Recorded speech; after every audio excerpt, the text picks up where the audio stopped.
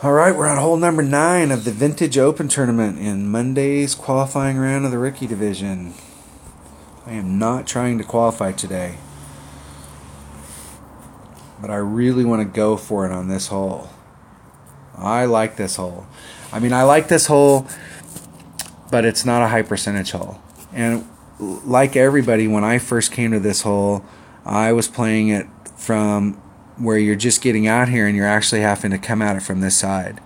And it's really important to understand how this side works, because I see a lot of people play this side here and they're not playing it properly. This backboard up here is so steep that if you start your ball off going in this direction and it's flying across the top here, it is going to come back down towards the green. So when I see people hit it over here, I always see them end up short.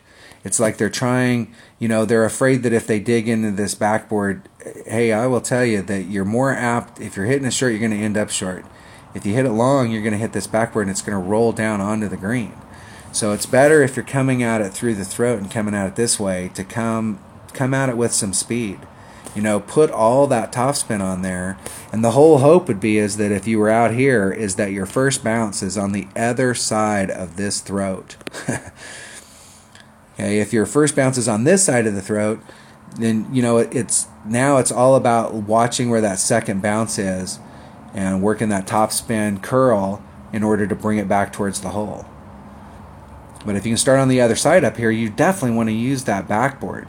And if you're far enough up here at this angle that, if you got up here and you could come at it from this side, this is one of those great shots for where you can apply backspin. If you can get far enough up in here and apply backspin, and you can start working this hill to bring that ball right back to the hole. The shot coming out here so that you're far enough out that you can come at it from this direction and start off on the green is really all about ball. You need to do this layup shot out here and you need to be in a consistent area, but you've got to make sure you bring a big enough ball for your clubs. So if you're finding yourself in a very consistent area out here and you're always just a little short of being able to make this shot happen with the club that you want, then you just need to adjust your ball. With a power 3 ball, my red line's right here right at the top of the green. So I have quite a bit of distance that I could mess up on this lower end and still be within my Guardian.